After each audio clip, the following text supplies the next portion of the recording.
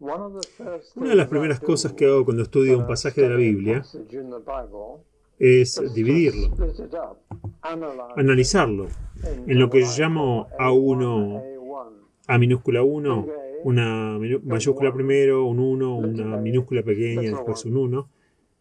Y así es como dividimos un pasaje y analizamos. Y mientras leo este pasaje pueden seguirlo en el papel que les acaban de dar. Lucas capítulo 4, versículos 14 al 44. Y eso es lo que vamos a ver hoy. Déjenme leer el pasaje y pueden seguir el bosquejo. Y si quieren escribir en eso y tomar notas, son más que bienvenidos.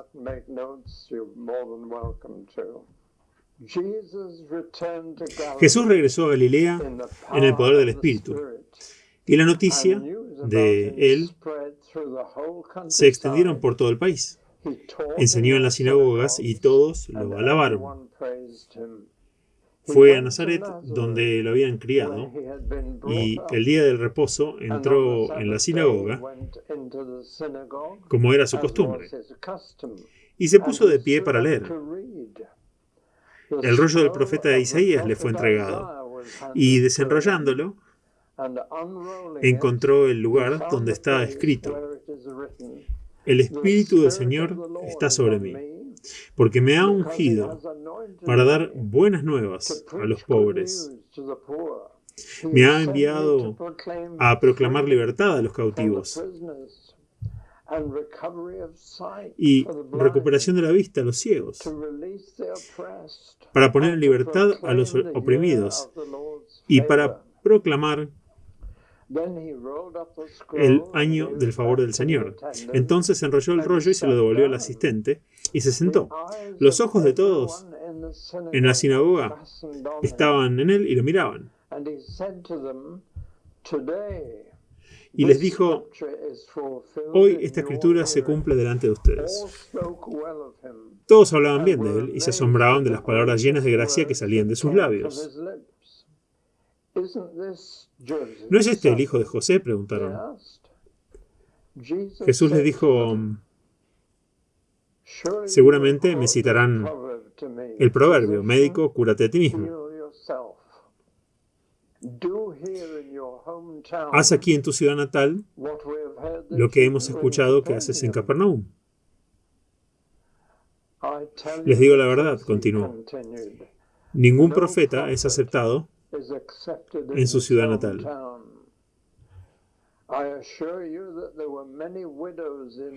Les aseguro que hubo muchas viudas en Israel en la época de Elías, cuando el cielo se cerró durante 3 años y medio, y hubo una gran hambruna en toda la tierra. Pero Elías a ninguna de ellas fue enviado, sino a una viuda en Sarepta, en la región de Sidón. Y había muchos en Israel con lepra en el tiempo del profeta Eliseo, pero ninguno de ellos se limpió. Solo Naamán el sirio. Todo el pueblo en la sinagoga se enfureció. Al oír esto, se levantaron.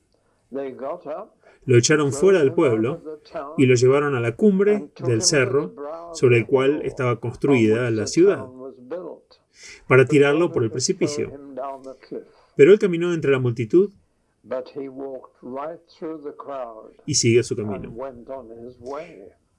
Luego bajó a Capernaum, la ciudad en Galilea, y en el día de reposo comenzó a enseñar a la gente.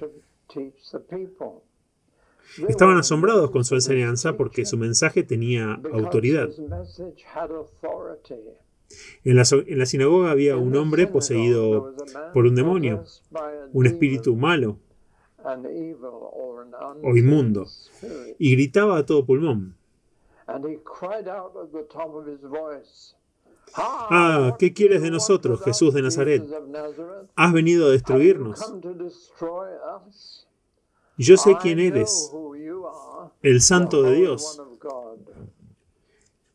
Cállate, le dijo Jesús severamente, y sal de él. Entonces el demonio tiró al hombre al suelo delante de todos y salió sin hacerle daño. La gente estaba asombrada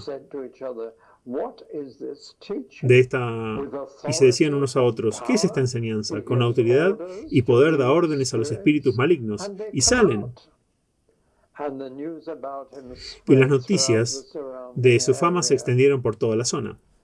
Jesús salió de la sinagoga y se fue a la casa de Simón. La suegra de Simón sufría de una fiebre alta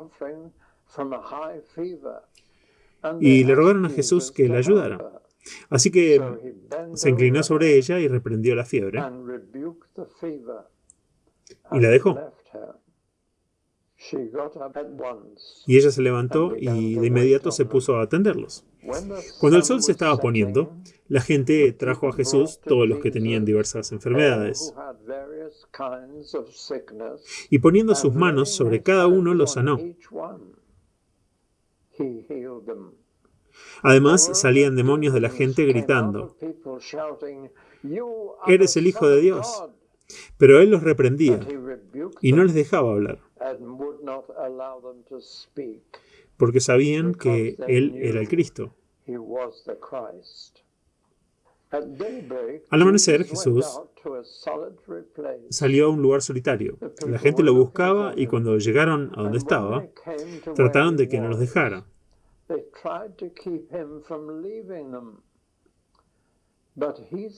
Pero él dijo, debo predicar las buenas nuevas del reino de Dios a los demás pueblos también, porque para eso fui enviado. Y siguió predicando en las sinagogas de Judea. Bueno, ese es nuestro pasaje para hoy, y si lo mantienen abierto, podrán seguirme. Ahora no puedes leer la historia de Jesús sin darte cuenta de que es una historia de lo sobrenatural. Muchos quieren encajar a Jesús en una categoría natural y dicen que solo era un orador muy talentoso y un sanador. Pero no puedes hacer eso con Jesús. Lo sobrenatural sigue irrumpiendo. Y este encuentro de lo natural y lo sobrenatural es la clave para entender toda la historia. Y eso comienza en su nacimiento. No puedes entender la historia de Navidad si descartas el elemento sobrenatural. Hay ángeles para decirle a María que va a tener un hijo, que va a ser el rey de Israel. Y los ángeles en el cielo, cantando Gloria a Dios en las alturas. Esas son todas cosas sobrenaturales. No escuchás naturalmente ángeles cantar. Y es esta combinación de lo sobrenatural y lo no natural lo que atraviesa toda su vida.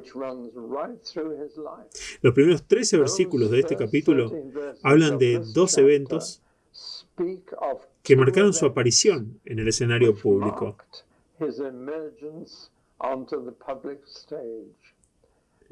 Su bautismo y sus tentaciones en el desierto. Y ambos tienen la marca de lo sobrenatural en ellos. Muchas personas se bautizan y no suceden las cosas como le sucedieron a él. Lo primero sobrenatural de su bautismo fue la aprobación de su padre. Y vino una poderosa y fuerte voz de los cielos. Este es mi Hijo amado, en quien tengo complacencia. Y era Dios hablando, su propio Padre aprobando su bautismo. Luego, inmediatamente después de que él salió del agua del río Jordán, el Espíritu Santo descendió sobre él. Alguien creyó que era una paloma blanca revoloteando, y ciertamente hubo un descenso visible del Espíritu Santo sobre él. Así que aquí en su bautismo tenemos a la aprobación de su Padre y el Espíritu Santo ungiéndolo. Eso es la parte sobrenatural. La parte humana es su primo Juan bautizándolo a él en el agua del Jordán. Y luego inmediatamente después de eso el Espíritu Santo lo llevó al desierto para ser tentado por el diablo. Y estuvo 6 semanas sin comida, resolviendo los métodos que se suponía que debía usar a partir de ese momento. Y los métodos que no debía usar, que Satanás le sugirió. Así que ahora tenemos otra dimensión sobrenatural. Satanás, si no crees en el demonio personal, nunca entenderás esta historia, porque ahí está él. Y sigue regresando y dejándolo. Y esto son cosas sobrenaturales. Además, cuando el diablo dejó de sugerir diferentes métodos para su misión, dice que los buenos ángeles vinieron y lo ministraron, y sin duda lo alimentaron y lo consolaron después de las 6 semanas de ayuno.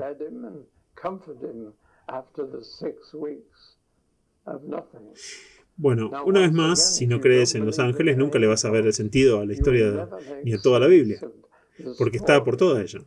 Los ángeles son creados por Dios y están por encima de nosotros.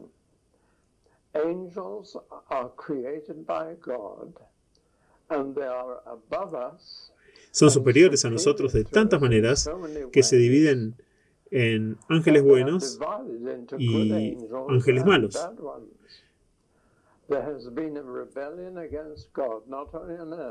Hubo una rebelión contra Dios no solo en la tierra, sino en el cielo,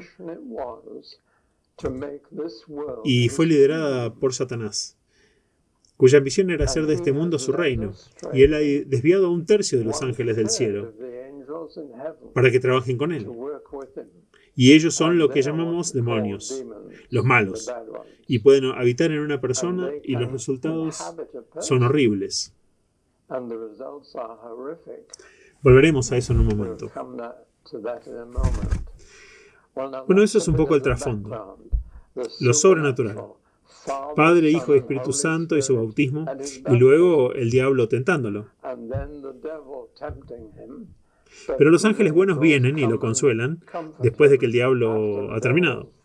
Así que pueden ver cómo desde el principio, si vas a estudiar la vida de Jesús, debes seguir cambiando de lo sobrenatural a lo natural. Y aquellos que simplemente ven lo natural, y ahora hay muchas iglesias que ven eso, ven a Jesús como un gran maestro, como un gran sanador, como alguien que murió por nosotros en la cruz.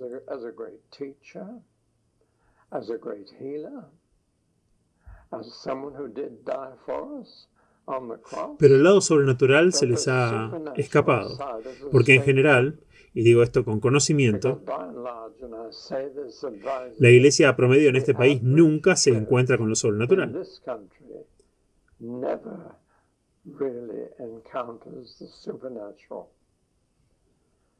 Dones naturales sí, pero sobrenaturales no. Recuerdo que cuando el Espíritu Santo comenzó a trabajar en nuestra iglesia, en Chalfont St. Peter, una querida anciana vino y me dijo: espero que no suceda nada sobrenatural en nuestra iglesia. Y considerando por qué vamos a la iglesia para encontrar a Dios Todopoderoso, era una observación sin sentido.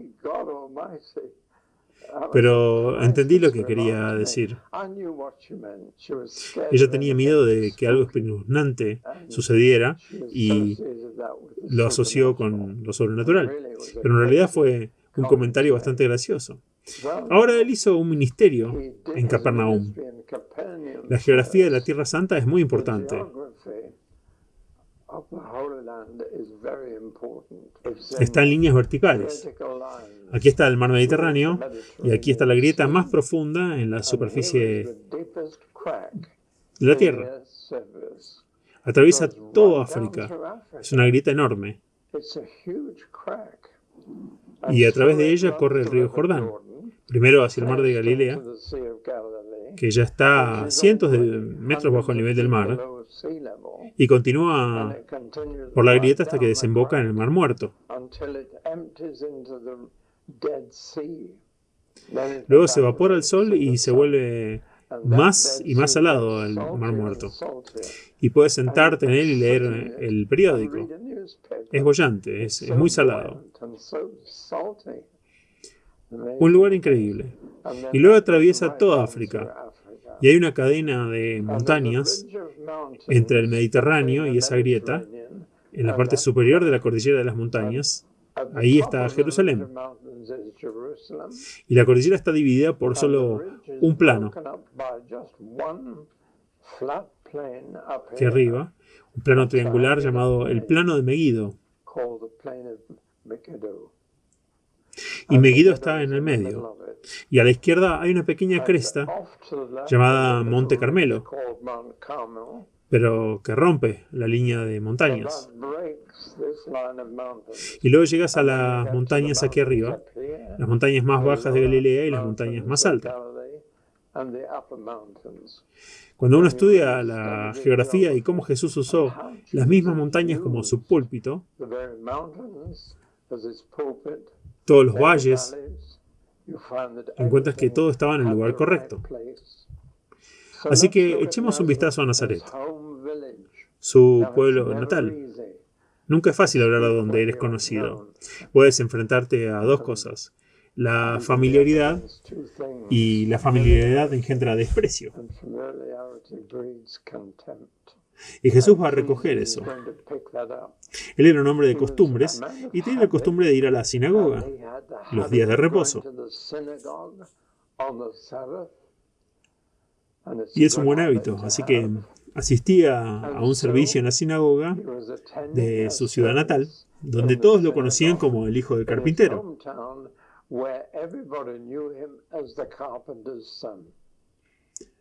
Y pensaban, por lo tanto, que lo conocían desde hacía 30 años y que no había hecho nada llamativo, excepto sillas y mesas. Y de repente escuchan que está haciendo cosas extraordinarias a unos 15 kilómetros de distancia, en Capernaum. Y están muy interesados en verlo a él. Y el líder de la sinagoga le dice: ¿nos leerías las escrituras? Y le entregaron el enorme rollo de Isaías. Y siempre ha estado cubierto con un velo en la sinagoga. Y dentro de los rollos, en hebreo del Antiguo Testamento, y le entregaron el rollo de Isaías. Y él lo desenrolló hasta que llegó a lo que llamamos el capítulo 61, y leyó entonces la asombrosa promesa de que un día vendría a Israel un hombre que liberaría a los oprimidos, un hombre que daría vista a los ciegos, alguien que encontraría sus sueños y hacer que todo se vuelva en realidad. Y leyó esa predicción, que es lo que llamamos un pasaje mesiánico. Significa que es una de las partes del Antiguo Testamento que apuntan hacia los buenos nuevos días que están por venir y se centran en el Mesías. Esa palabra que significa ungido por el Espíritu Santo, y por lo tanto también significa rey. Y es el rey ungido que va a venir a liberarlos a todos. Ahora, la palabra ungido, cuando la reina fue ungida con aceite en el servicio de coronación, fue llamado el crisma. Y esa es la palabra griega para ungido. Crisma, Cristo. Cristo no es el apellido de Jesús, significa rey. Y a veces me he dirigido a él como su majestad. Y es asombroso lo que eso hace cuando lo llamas correctamente. Su majestad. Cada vez que dices Cristo estás diciendo su majestad. Y entonces esperaban con ansias la llegada de este rey y sabían algunas cosas sobre él. Una, que sería hijo de David, que era el rey más popular que habían tenido. Y saben que hasta el día de hoy, cuando un niño nace en Israel, se le da el nombre de David antes de que se le dé cualquier otro nombre. Y los padres van corriendo por la calle y dicen: David, ha nacido David. Y simplemente están diciendo que es un niño. Y que esperan que su niño puede ser el Cristo.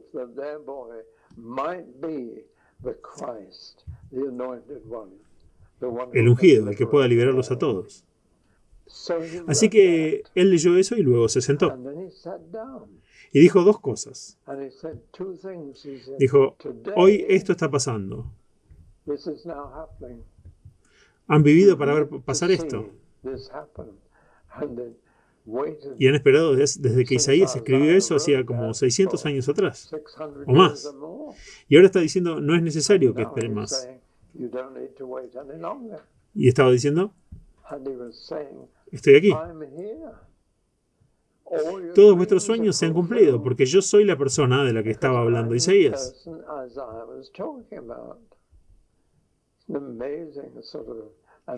Es un anuncio increíble y dice que no solo estaban asombrados, sino que las palabras llenas de gracia que él pronunció realmente los cautivaron, y todos los ojos en la sinagoga estaban fijos en él. Y luego todo salió mal. Y él hizo que saliera mal. Porque sentado en su asiento en la sinagoga dijo, yo sé lo que están pensando. Puedo leer sus pensamientos. Y están pensando, haz en Nazaret lo que has hecho en Capernaum y creeremos. En otras palabras, estaban demasiado familiarizados con él como para creer que él era este magnífico hacedor de milagros del que escucharon. Y entonces dijo, sé lo que están pensando. Os encantaría hablar conmigo sobre el proverbio, médico, sánate a ti mismo. Y ese mismo proverbio había estado pasando por sus mentes. Debe haberlo sorprendido que leyera sus mentes con tanta precisión.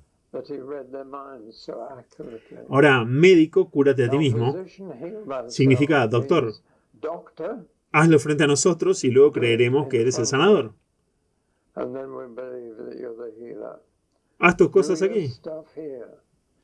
Y en otro evangelio dice que no lo hizo y que no pudo hacerlo debido a la incredulidad de ellos.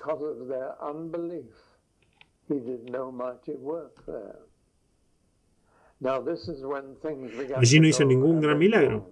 Ahora, aquí es cuando las cosas comenzaron a ir un poco mal y se volvieron muy desagradables cuando terminaron, porque él les recordó a sus dos profetas favoritos. Ambos habían estado en el norte, Elías y Eliseo. Y dijo, ninguno de estos fueron profetas en su propio país. Había muchas viudas con poca comida cuando Elías detuvo la lluvia durante 3 años y medio. Y dijo, y la viuda cuya comida dio milagrosamente, para que su cántaro de aceite siempre estuviera lleno de aceite, y ella siempre tuviera la harina para mezclar y hacer pan, fue puro milagro. Y ella no pertenecía a Israel. Ella vivía en Sarepta. Entonces dijo, el gran Elías, el profeta de ustedes, no hizo un milagro por alimentar a nadie, excepto a una pobre viuda en Sarepta. Y luego dijo, había muchos leprosos en Israel en esos días, y Eliseo no sanó a ninguno de ellos. El único leproso que sanó fue un hombre llamado Naamán, que pertenecía a Siria, y ni siquiera era israelí.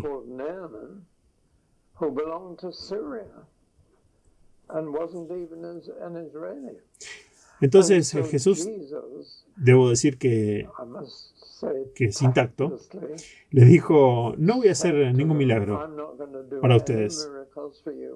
Prácticamente eso es lo que les dijo, y lo respaldó con Elías y con Eliseo.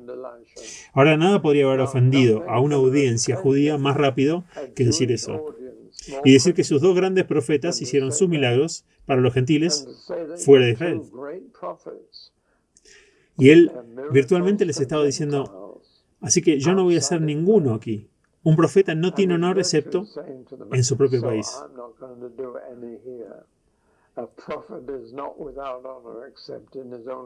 En cuanto a lo que escucharon que hice en Capernaum, no lo voy a hacer aquí. Este es mi propio país. Y estaban indignados. Se sintieron insultados. Lo habían escuchado bien, les pidieron que les leyera la Biblia. Expuso y dijo, todo se trata de mí. Y yo estoy aquí hoy y han esperado siglos para que yo viniera y aquí estoy. Y eso le gustó mucho. Pero cuando llegó el momento de hacer algo al respecto, dijo, no voy a hacer ningún milagro. Y le citó el proverbio. Un profeta no carece de honor excepto donde vive. Eso fue un insulto y lo tomaron como tal. Y se enojaron tanto por lo que les dijo que lo sacaron a rastras de la sinagoga.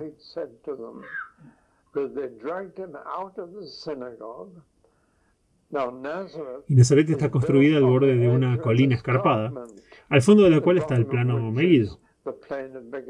Y de niño Jesús debe haberse acostado en una cresta en la parte superior y ver a todos pasar.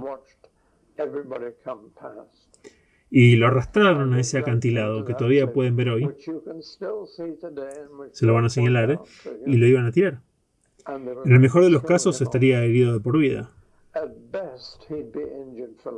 En el peor estaría muerto. Y este es el primero de 5 atentados contra la vida de Jesús.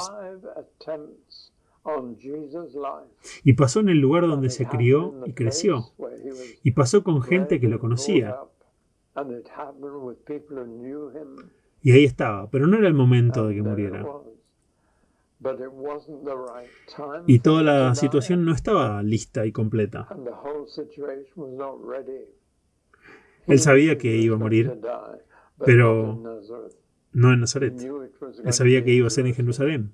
Y entonces lo arrastraron hacia la cima del acantilado y estaban a punto de tirarlo abajo y simplemente caminó en silencio a través de ellos y siguió su camino. Su presencia debe haberlos paralizado. Es una historia extraordinaria.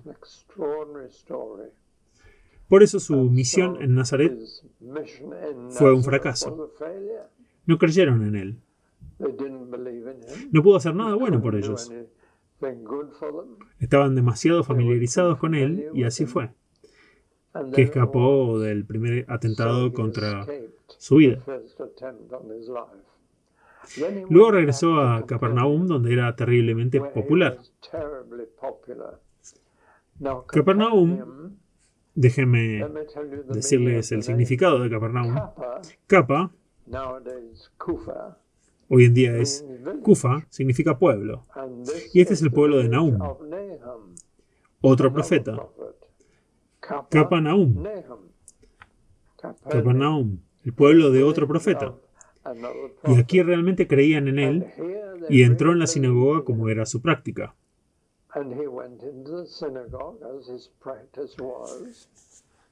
Un día de reposo. Y predicó. Y a diferencia de todos los otros predicadores que tenían, habló con autoridad. ¿Qué significa eso? Significa que era muy convincente. Cuando alguien habla con autoridad, si escuchas a alguien hablar y dices, él es una autoridad en su tema, quiere decir que sabe lo que está hablando. Y eso es lo que quería decir. Jesús sabía de lo que estaba hablando. Pero había más que eso. Cuando hablaba tenía autoridad. En otras palabras,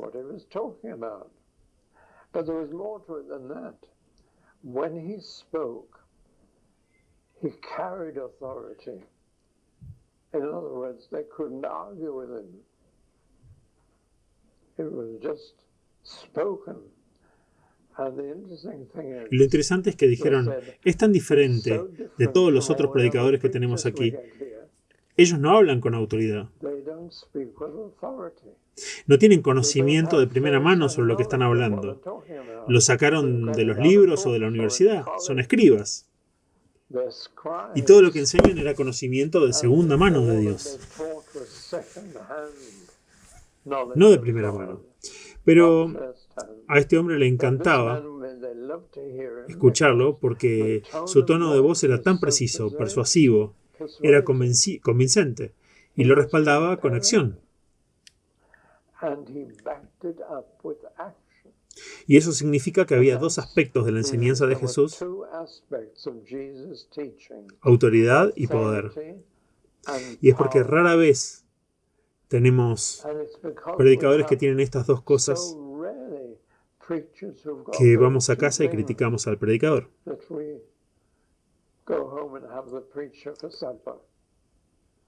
Jesús hablaba con autoridad y poder.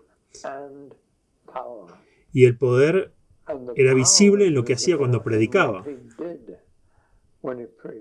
Y aquí nos enfrentamos a los demonios. Les he dicho de dónde vienen. Son ángeles malos en el cielo, que se rebelaron contra la autoridad de Dios y están dirigidos por Satanás,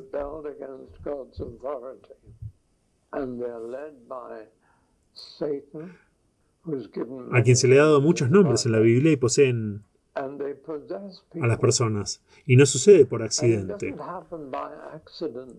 Solo le sucede a aquellos que han estado incursionando erróneamente en cosas que no deberían estar tocando.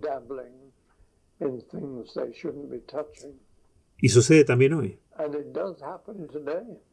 Yo tuve que reunirme con personas poseídas por demonios en algunas de mis reuniones. Y si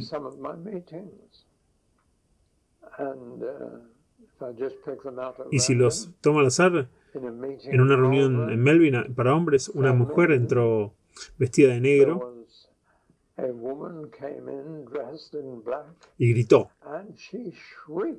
Y dijo: ¿por qué esta reunión no es para las mujeres? ¿Quién te crees que eres? Y ella siguió y siguió. Afortunadamente había hombres en la reunión que sabían qué hacer y le sacaron al demonio. Y el demonio salió de ella y tuve la carta más hermosa de ella 2 o 3 días más tarde, contándome cómo quedó poseída por un demonio y cómo vino y me gritó en la reunión.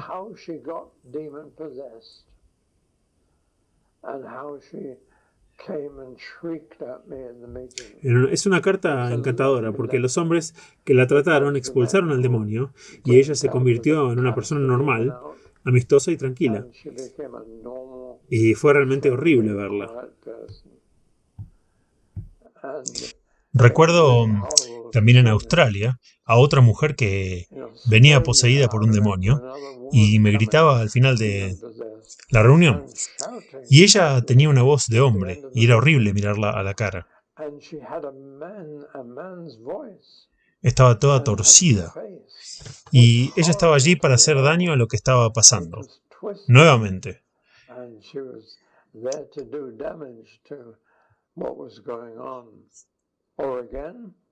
Otra vez estaba hablando en un campamento juvenil en Nueva Zelanda, el día de Navidad, y teníamos 1.500 jóvenes,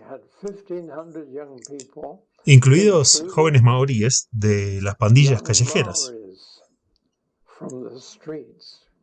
Y mostraban todos los signos de posesión demoníaca.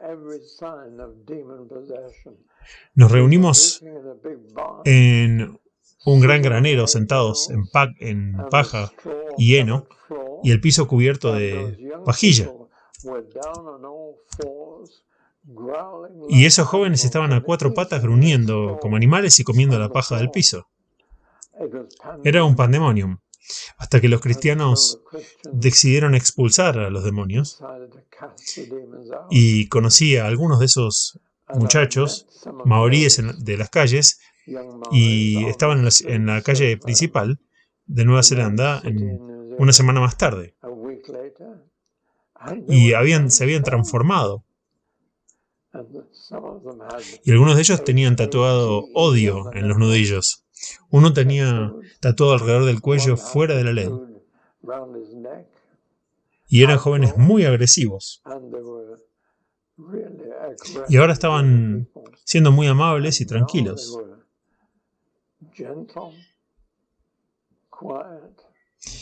De hecho, pasé junto a ellos porque no los reconocí.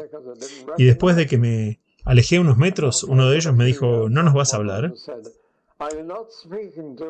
Y me di la vuelta y dije, ¿quiénes son? Y era el chico con el tatuaje de fuera de la ley en el cuello.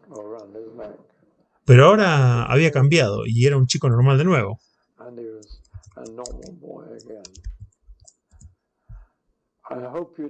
Espero que nunca conozcan a una persona poseída por un demonio, porque es una experiencia horrible.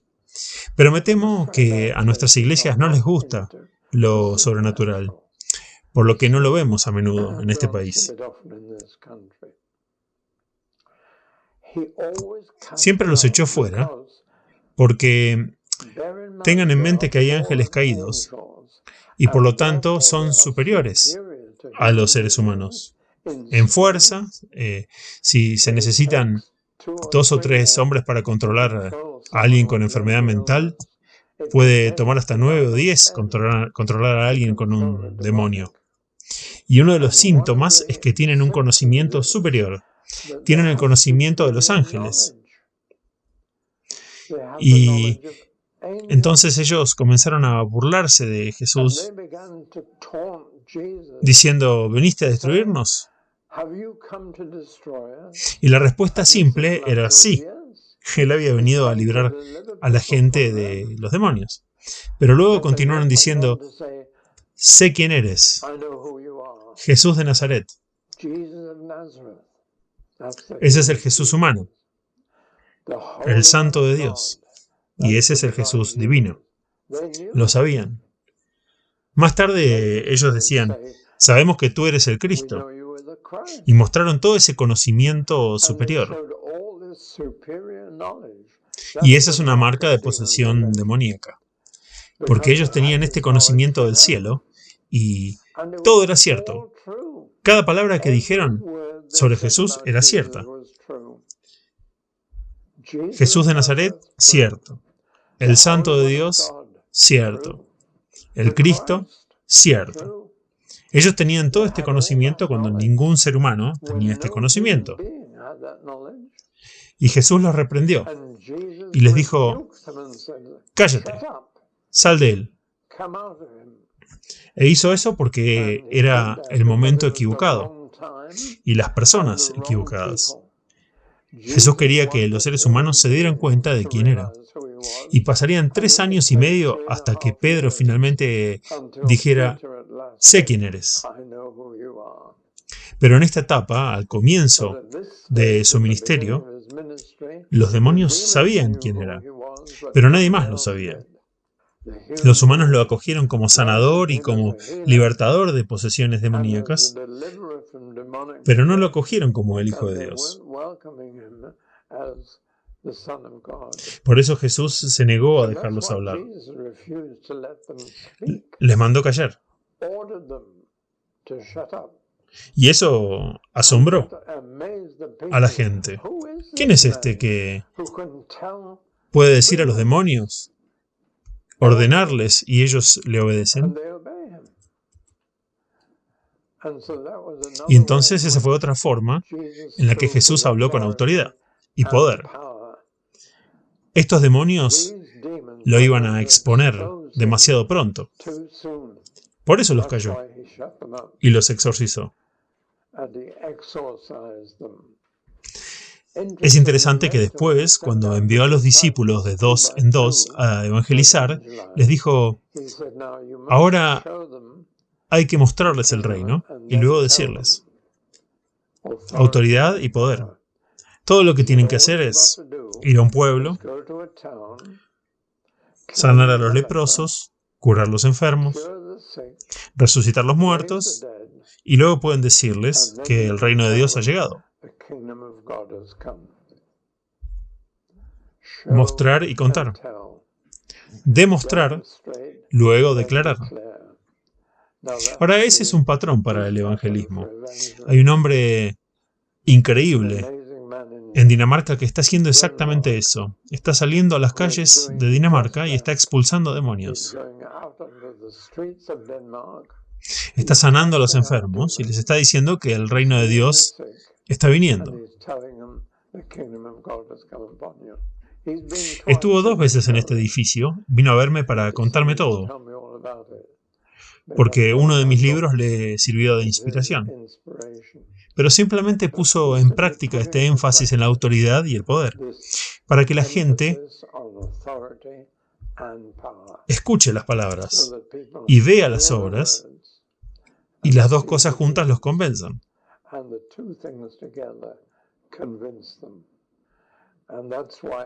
Y es por eso que en los versículos 36 y 37 dice: el pueblo había oído sus palabras y visto sus obras, ordenando y obedeciendo a los ángeles caídos. Ahora la tercera sección en este capítulo continúa el ministerio en Capernaum. Y Jesús es un invitado de Simón el pescador. Tal vez esa es una de las razones por las que hizo de Capernaum su base. Fue, de hecho, la base de pesca para el mar de Galilea, que tiene 13 millas de largo y 8 millas de ancho, y lleno de peces.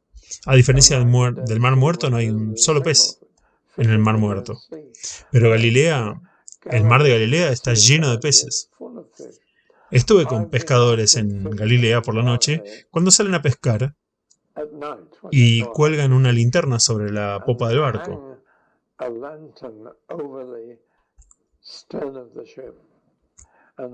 Y eso atrae a los peces que creen que es la luna. Así que tiran la red y la suben, y en una pesca razonable pueden tener 8 o 10 peces.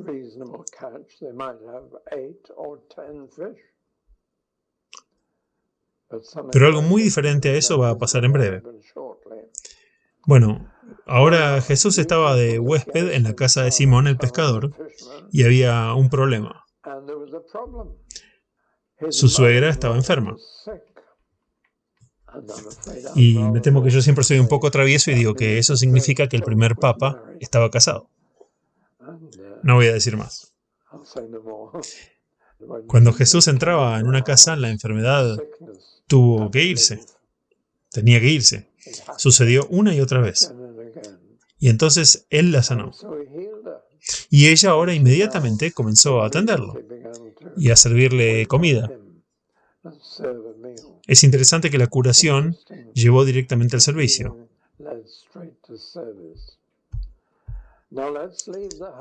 Bueno, ahora dejemos la casa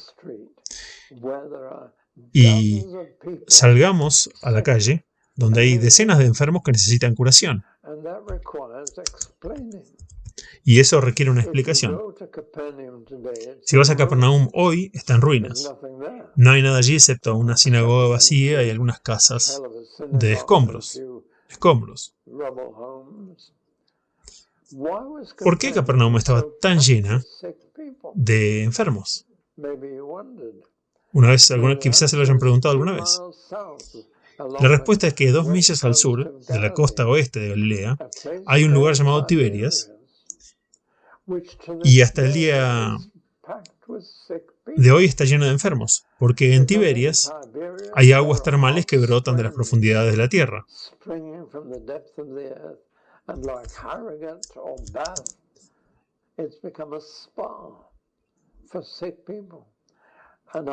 Y se ha convertido en un balneario para enfermos, y allí conocí judíos de todo el mundo que habían venido específicamente hasta Israel y Tiberias para tomar un baño en las aguas termales, ya sea bebiendo también o bañándose en ellas.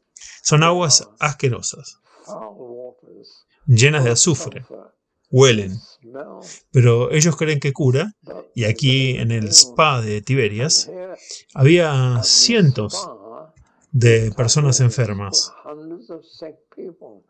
y escuchan que 2 millas más arriba, en Capernaum, hay alguien que está sanando y que tiene éxito todas las veces. Y se pueden imaginar que la multitud corrió esas 2 millas costa arriba de Capernaum con la esperanza de sanar. Por eso la calle en la madrugada estaba llena de enfermos. Y esto me gusta. Jesús tocó a cada uno.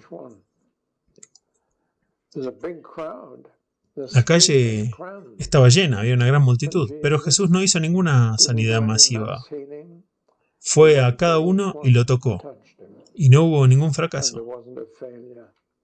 Jesús sanó a todos. Y una vez más, los demonios entran en escena. Escuchen, Jesús no fue a buscar demonios. Ellos vinieron a buscarlo a él. Eso es importante, porque me temo que hay algunas personas que buscan demonios en todas partes, incluso hoy, y andan buscando los demonios por todos lados, pero con Jesús, Él no los iba a buscar. Ellos venían a buscarlo a Él. Y esta vez estaban gritando para llamar la atención. Este es el Hijo de Dios. Ellos gritaban así. Y una vez más, Jesús quería que la gente lo supiera, pero no quería que los demonios fueran los que lo decían. Estuvo esperando hasta que Simón Pedro, el pescador, dijo: yo sé quién eres.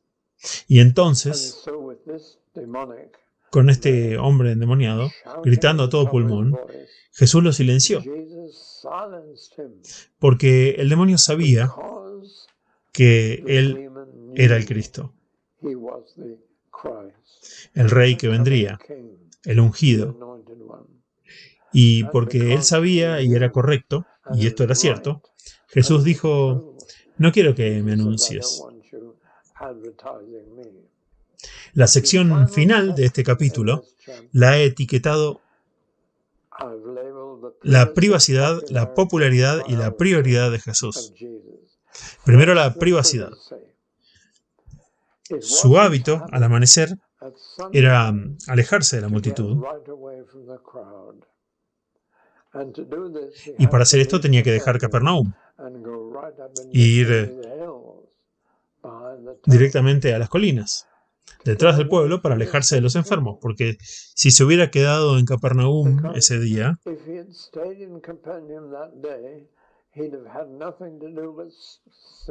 no hubiese podido dejar de curar a los enfermos durante todo el día. Así que se fue en privado, antes de que se levanten todos, a las colinas, por dos razones. Primero que nada, quería pasar tiempo con su padre.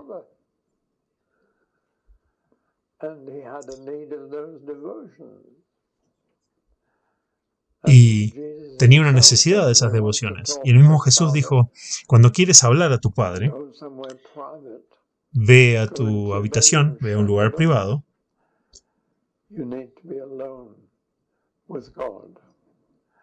y cierra la puerta. Necesitas estar a solas con Dios. Y Él lo sabía mejor que nadie.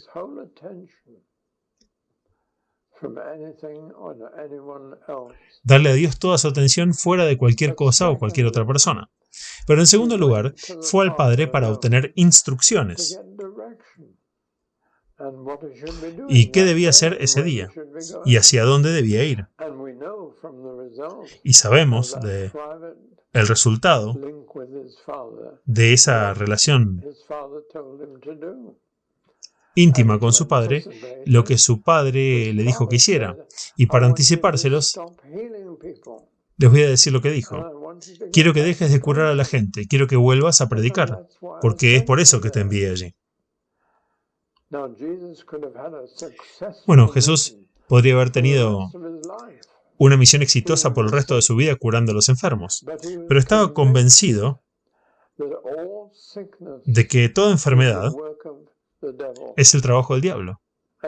Y eso se confirma hoy en día. Nuestros hospitales están llenos de enfermos. Están llenos hasta reventar. Cancelan las operaciones más graves porque no pueden hacer frente a toda la enfermedad en Gran Bretaña. Y va a empeorar. Este ha sido el peor año para el Servicio Nacional de Salud. Ahora, ¿quién lo está haciendo todo? Y la respuesta es que es el trabajo del diablo. Es Satanás. Los síntomas de su control de este mundo. Lo interesante es que cuando Satanás lo tentó a hacer las cosas de manera incorrecta, más tarde, él dijo: no se puede saquear a un hombre fuerte a menos que primero ates al hombre fuerte. En otras palabras, lo que estaba diciendo era esto: he venido a liberar a las víctimas de Satanás, y por lo tanto tuve que tratar con Satanás primero. Antes de curar a nadie, antes de liberar a alguien de un demonio, tuve que tratar con él primero, porque él es el gobernante de este mundo. Él es el príncipe de este mundo. Él controla este mundo.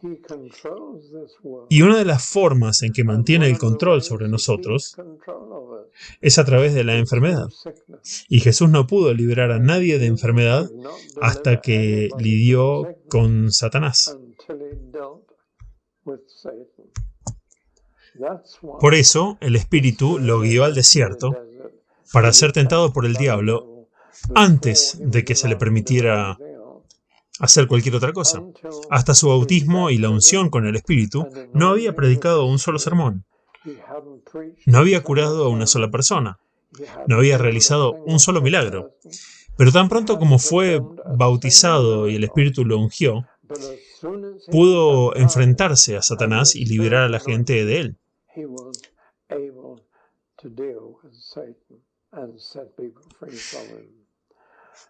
Cuando la gente lo siguió hasta las colinas y lo encontró solo, dice que tenían una ambición: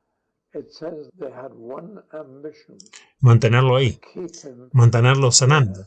Y eso era lo que querían. Pero Jesús dijo no. Aunque era muy popular y aunque podría haber tenido una misión de sanación increíble en Capernaum durante años, porque los enfermos venían allí, dijo: tengo una prioridad diferente. Mi padre me dijo que no siguiera sanando, sino que fuera a otros pueblos y predicara las buenas nuevas del reino.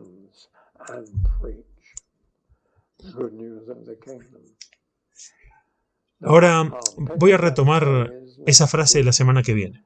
¿Qué significa predicar el reino de Dios? Recientemente estuve en una conferencia describiendo lo que eso significa, y no es solo producir un sermón,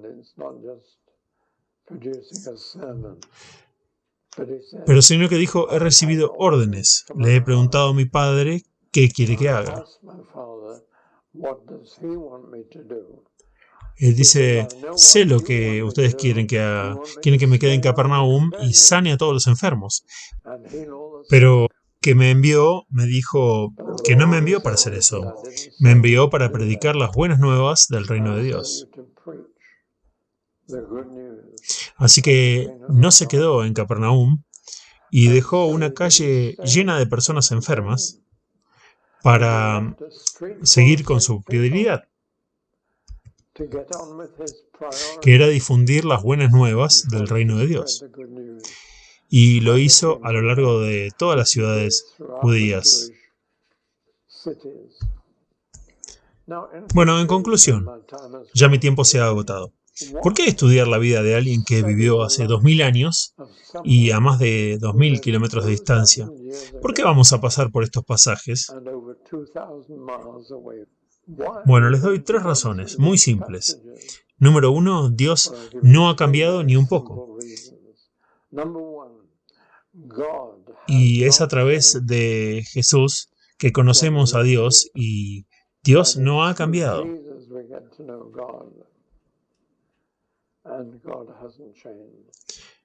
Segunda razón, Jesús no ha cambiado. Citando un versículo de Hebreos, Jesús es el mismo ayer, hoy y para siempre. Y por lo tanto, el Jesús que vamos a conocer es la misma persona, y así es como sabemos cómo es realmente. Y la tercera razón es que la naturaleza humana no ha cambiado. Todavía tenemos una prioridad por la salud, todavía queremos estar sanos, todavía queremos que Jesús nos sane, y lo hace.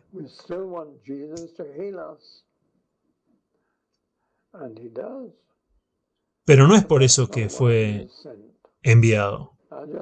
Solo quiero decir que en 1975 mi esposa se estaba muriendo de un melanoma maligno en el ojo izquierdo. Ella había tenido un defecto en ese ojo toda su vida, pero se había puesto cada vez más irritado y rojo. Nos dijeron que estaba a unos meses de su muerte. Conocíamos a un misionero en el este de África que era cirujano ocular y era un gran amigo nuestro y vino a nuestra casa para despedirse cuando regresaba a África y me tocó la puerta y me dijo: no voy a entrar, estoy yéndome a tomar un avión, simplemente no podía irme sin despedirme de ustedes. Y les dije a este oftalmólogo: ¿te importaría echarle un ojo al ojo de mi esposa? Y él miró el ojo y corrió hacia el teléfono. Y llamó a un hospital y en unos días ella estaba en la misma sala en la que Archie Mackendo reconstruía las caras de los pilotos de los Spitfire. Y todos en la sala estaban siendo operados de los ojos.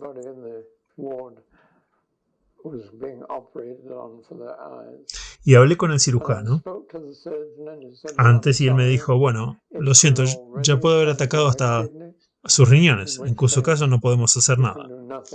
Dijo: tal vez tenga que quitarle la mitad de la cara. Y me di cuenta de que yo no podría lidiar con eso. Y supe que ella misma preferiría estar en el cielo con la cara entera que en la tierra con media cara. Ese era nuestro sentimiento. Y simplemente dijimos: Señor, si la quieres en el cielo, ella está lista. Pero si tienes más trabajo para ella en la tierra, ya sabes qué hacer. Eso es todo lo que le dijimos. Y volvió a entrar y trataron todo lo posible, de hacer todo lo posible humanamente hablando. Incluso injertaron el ojo de otra persona en su ojo izquierdo. Pero recuerdo cuando fuimos luego entrevistados por uno de los cirujanos, que era judío nominal, él miró a ambos ojos a través del microscopio, miró en un ojo, miró en el otro, y frunció el ceño y le miró a ella y se volvió a mí y me dijo: me uno a ustedes. Él no era un judío creyente y sabía lo que significaba, y ella todavía está conmigo. Eso fue en 1975 y fue en la misma semana que sanó milagrosamente a uno de nuestros miembros. Una joven ama de casa que había estado en la cama 9 años, con todo tipo de cosas. Ella ya no tenía nada que hacer. El médico venía una vez a la semana a verla y todos la llamábamos Bunty. Y él entraba y le decía: ¿todavía estás aquí? Y ella decía: sí. Y luego se iba. Pero una semana él vino a verla y ella le dijo: ¿quieres una taza de té? Y sin pensarlo él le dijo: sí, por favor. Y ella se levantó y se fue a poner la tetera. Nunca había hecho eso durante 9 años. Y todo esto fue porque una de nuestras mujeres en la iglesia era la esposa de un futbolista que jugaba en el Chelsea.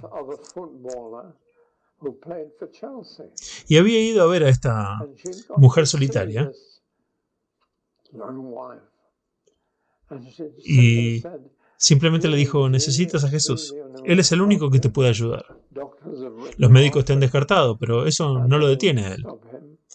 Así que el domingo siguiente por la tarde, ella estaba acostada en la cama y tenía un timbre para llamar al vecino que solía venir a ayudarla. Y este domingo por la tarde ella dijo: Jesús, eres mi última esperanza. Los doctores me han descartado. No puedo hacer nada más. 5 minutos más tarde tocó el timbre que tenía de su vecino, y él entró y la encontró de pie junto a su cama, perfectamente sana. Y Bunty está perfectamente bien hoy. Ella les va a dar su testimonio, pero se ha encontrado con el mismo Jesús. Descubrió que Él no la ha defraudado.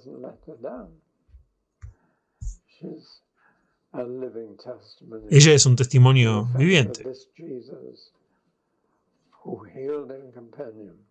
del hecho de que Jesús que curaba en Capernaum sigue siendo el mismo ayer, hoy y siempre.